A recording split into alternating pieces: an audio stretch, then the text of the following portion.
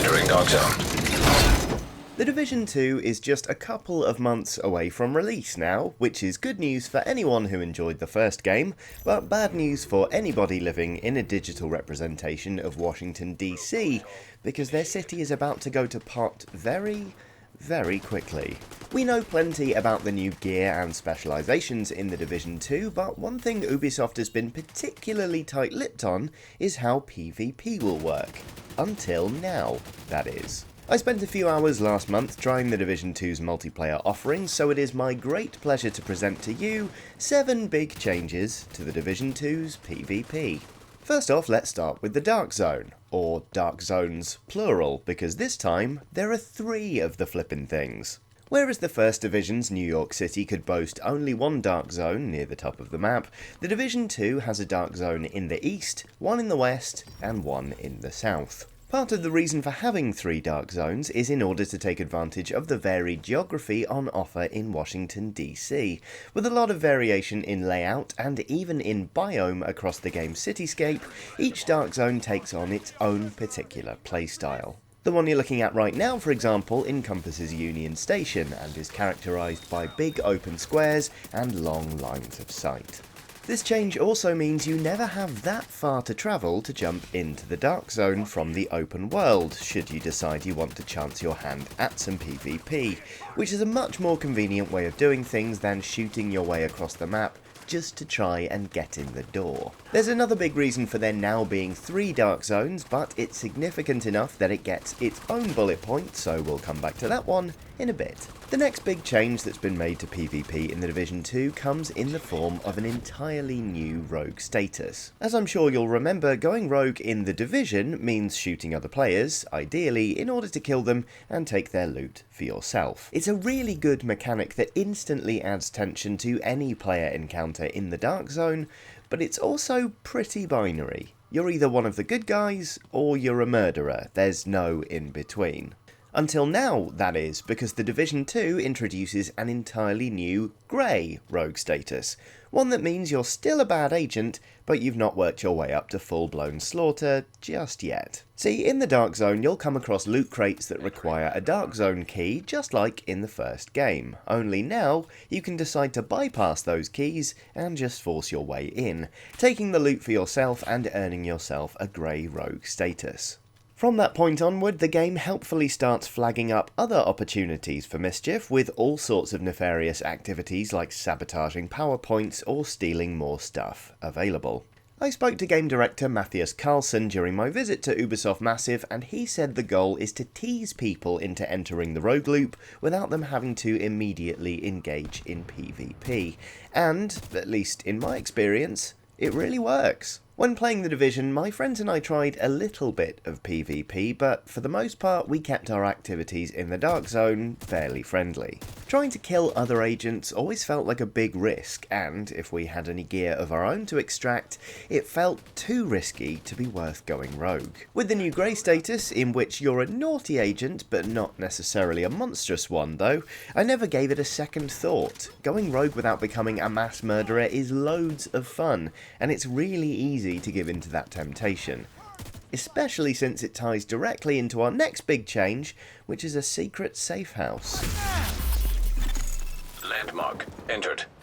As I said earlier, the minute you gain Grey Rogue status, the game starts flagging up other activities for you to try now you've decided to break bad. However, it also introduces a little progress bar at the top of the screen. Fill this and it'll open up a secret safe house for you known as the Thieves' Den. While there wasn't much to see in the work in progress build I tried, I'm told it'll be a hub full of useful stuff once the game actually launches. So while it didn't exactly blow me away during my preview time, it's cool to know there's a little hidey hole for Grey Rogue agents, and unlocking it as you scurry about the place doing things you shouldn't is really quite fun. Nearby agent has been. On to our next big change to the Division 2's PvP now, and it's a bit more on the technical side rather than a new gameplay feature, but bear with me because it's probably the biggest change of the lot, because the Dark Zones of the Division 2 are getting normalisation. Cast your mind back to the first Division's Dark Zone and you'll surely remember how crucial high-level gear was. All the stats on your gear were carried over from the open world, meaning if you took on a player and they had higher stats, you were immediately in a much tougher fight than you might have expected when you were simply sizing one another up. It also meant, if you were crafty with your high-level equipment, you could slap so much armour on yourself as to basically become unkillable, meaning underpowered agents found it extremely hard to get a toehold in the Dark Zone. Now, when you enter the Dark Zone, players' base stats get equalised, so that everyone is operating on a relatively even playing field. The idea behind this change is to prevent quite so many mismatched encounters, but also to increase the importance of player skill in PvP, rather than having a perfect build. That's not to say gear doesn't matter, mind you. During my interview with Matthias, he told me that gear will always matter, as it helps define your playstyle, offering different synergies with the talents you have on your gear, while also determining whether you're a long or short-range player, and so on and so forth. The goal behind Normalisation, he told me, was to rein in the peaks and troughs and balance between players in terms of survivability and lethality to a more predictably even middle ground, where they can play the way they want, but also know that in every engagement there's no risk of being melted because they don't have the perfect build. It should also be noted that, in the now normalised Dark Zones, going rogue is a toggle, i.e. friendly fire is off until you decide to activate rogue status, at which point you can start laying into other players and the fight is on. Handy for anybody who's accidentally shot another agent while taking out some AI enemies and found themselves with a big red skull floating above their head. Anyway, the new normalised Dark Zones sound pretty encouraging to me. While I really liked the Dark Zone, I didn't really dip into it very much while playing The Division, because more often than not, meeting other players meant getting slaughtered and mugged before I really had the chance to do anything about it. Now, with a more level playing field, and the certainty that if you're getting shot, it's because the other players mean it, I reckon I've got more of a chance of enjoying myself while pottering about the place and waiting for an evac chopper. However, I'm well aware that this will be decidedly unwelcome news for some agents who like things just the way they are, thank you very much. Well, not to worry, because the next big change on our list is occupied Dark Zones. See, the advantage of having 3 Dark Zones, and I told you I'd come back to this, is that you're free to do whatever you like with each one while leaving the others untouched. So it is that, at any given moment in the Division 2, one of the Dark Zones will be designated an occupied Dark Zone. This means that, while the other 2 will still feature normalisation and a friendly fire toggle, the stats of the occupied Dark Zone will work exactly as they did in the first Division. Friendly fire is always on, gear score and build is crucially important, it's effectively Dark Zone Classic. Which Dark Zone is occupied will vary from time to time, although how often this changes is, at the time of recording, something Ubisft Massive hasn't decided just yet. It could be every couple of weeks, it could not. Either way, it ensures there's a home for those who enjoyed the cutthroat world of the Dark Zone in the first Division, and those to whom the new normalised approach simply doesn't appeal. It also means there's effectively a hardcore challenge for Dark Zone wimps, such as myself. Just 2 more things on our list of big changes to the Division 2 multiplayer, and the first is a new focus on reducing cheating and griefing. See, while certain elements of the first game's PvP are being very deliberately preserved in the occupied Dark Zone, there's no denying there were certain aspects of the experience that were both undesirable and unintended.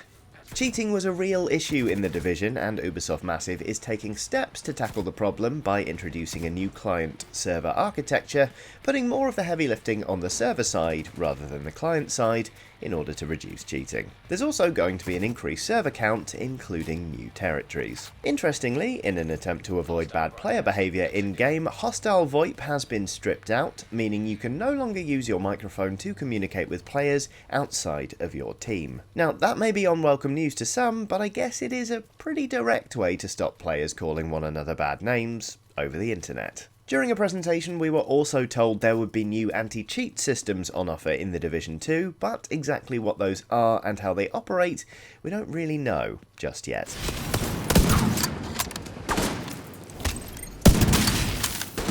And finally, the last of our big changes to the Division 2's multiplayer offering is that dedicated PvP modes will be available on launch. Whereas dedicated PvP was added into the Division at a later date, you'll be able to jump into a skirmish, team deathmatch, or a game of occupation across 3 different maps as soon as the game comes out. There'll be PvP specific progression, including vanity rewards, and we're also promised improved matchmaking. In an unsurprising move, Normalisation will also be a feature in the Division 2's PvP. I got hands-on with Skirmish and with Domination during my time with the Division 2 and had a good time playing both. I have to say, with the importance of cover and line of sight in the Division, Skirmish was a lot more fun than Domination, but both were a good giggle nonetheless. And there you have it, 7 big changes to PvP in the Division 2. But what do you think? Do the new changes have you excited, or will you be camping out in the occupied Dark Zone and reliving the glory days? Let us know in the comments.